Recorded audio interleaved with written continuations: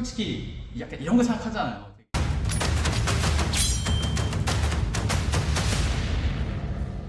오, 야, 이 녀석이 이름이 이제 항일대도죠. 항일대도는 말 그대로 일본에 대항하는 검이라는 뜻인데, 중국이랑 일본이랑 전쟁이 터졌을 때 원래 있던 검을 가지고 이제 침략하는 일본군들한테 대항을 하기 위해서 만들어진 검입니다. 일단은 무게가 무거워요. 이게 보통 검이 짧으면 가볍고 길면 무겁다 이런 생각들을 많이 하시잖아요. 근데 얘는 보기만 해도 굉장히 철판같이 넓어서 무게중심이 굉장히 좀 앞에 쏠려 있네요.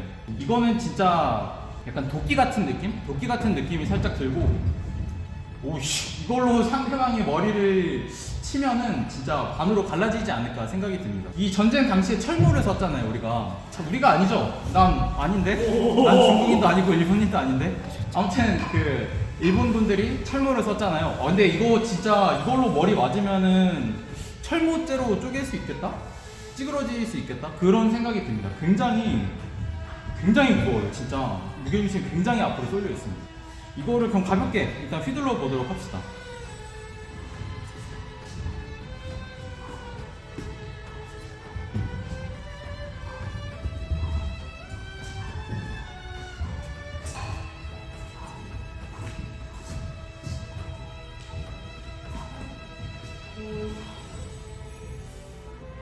앞으로 얘가 지가 알아서 앞으로 가니까 회전을 시키기가 좋은 것 같아요.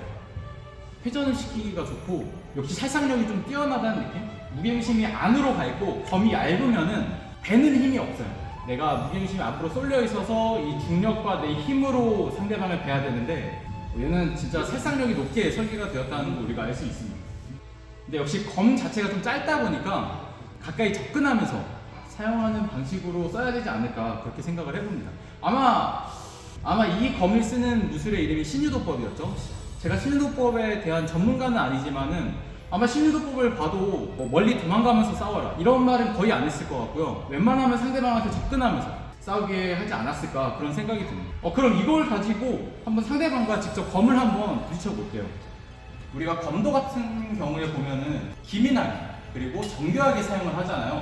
예를 들면 상대방이 들어올 때 받아서 친다든지 이런 걸 많이 하는데, 얘는 무게중심이 앞으로 쏠려 있다 보니까 그런 정교한 컨트롤이 잘 안 돼요. 그래서 회전을 이용해서 크게 투박하게 사용하는 게 좀 유리하다고 생각이 듭니다. 상대방의 검을 내가 치면서 대기를 하고, 내가 여기서 상대방의 검을 치면서 대기를 하고, 확실히 치는 느낌이 달라요. 내가 여기서 상대방의 검을 치면서 공격을 하고, 무게가 엄청나다 보니까 상대방의 검을 치는 힘도 좀 강하지 않나 생각이 듭니다. 얘가 무게중심이 앞으로 가 있고 무겁다는 말은 역설적으로 말하면 내가 원심력을 이용해서 이렇게 휘두르게 되면 오히려 빨리 움직이는 소리예요. 예를 들면은 내가 이렇게 상대방의 검을 치려고 하는데 상대방이 이렇게 회피해서 나를 반격하면 어떻게 하느냐, 이런 생각들을 많이 하잖아요. 실제로 검도에서도 그런 전략을 많이 쓰죠. 예를 들면 내가 여기서 검을 치려고 할 때 상대방이 회피해서 공격을 하는 기술 굉장히 많이 쓰죠. 근데 얘는 무게중심이 앞으로 쏠려 있고 무겁다 보니까 내가 이게 돼요.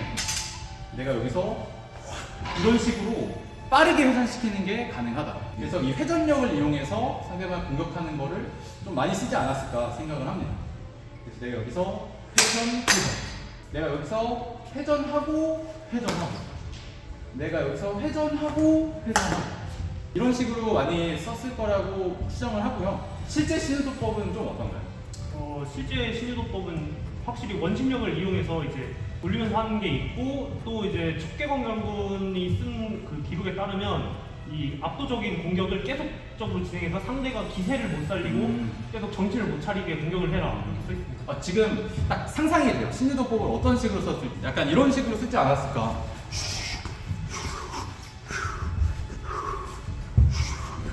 이런 식으로 쓰지 않았을까? 굉장히 위협감이 느껴지잖아요. 맞고 올려내면서 바로 그다음에 내려내기로 상대 목까지 썰어버리는 그런 기술이 있었고, 확실히 이해가 되네요. 딱 봐도 무슨 느낌인지 알겠는데, 받아서 빼고 나서 이렇게 되는 거죠. 네. 내가 검을 이렇게 휘두르기만 해도 굉장히 위협감이 있는. 그래서 우리가 사실 이런 검 보면은 막 솔직히 약간 이런 거 생각하잖아요. 되게 이러고 이런 거 생각하는데, 솔직히 저는 그런 검술은 잘 모르겠어요. 그런 검술은 잘 모르겠고 제가 항상 하는 말이지만은 이 검의 좀 구조를 이해하고 사용하는 게 저는 좋다고 생각을 하거든요. 얘를 가지고 내가 예를 들면 이런 거 크게 의미가 없어요. 왜냐? 너무 느려요. 너무 느리고 반격당하고 싶고 굳이 이렇게 쓸 거면 그냥 다른 무기를 쓰면 되지 왜 이렇게 쓰지? 이런 생각이 들고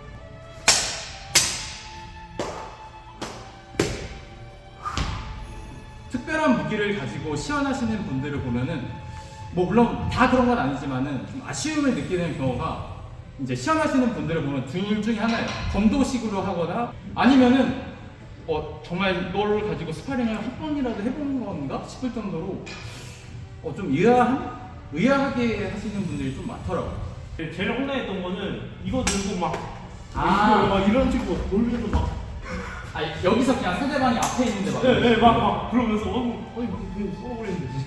한번 더.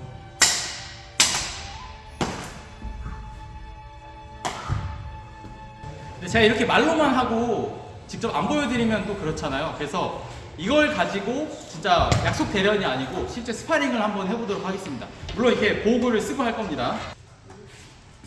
하!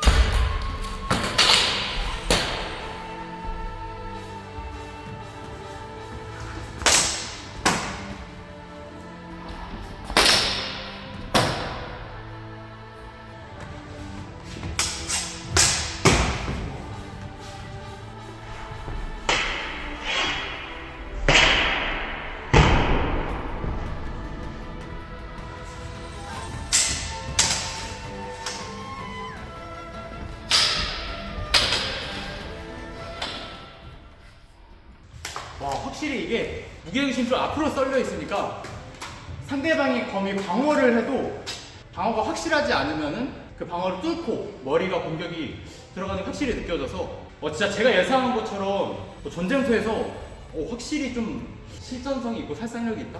그런 느낌이 듭니다.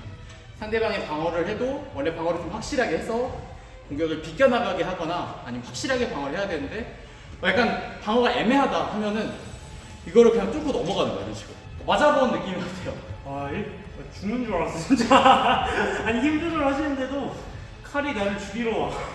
이게 진짜 이걸로 철모를 내려치면은 정말 쪼개지지 않았을 생각이 듭니다. 찌그러지는 걸로는 끝나지 않았을 것 같아. 역시 전쟁터에서 이런 무기를 좀 써야 되지 않나.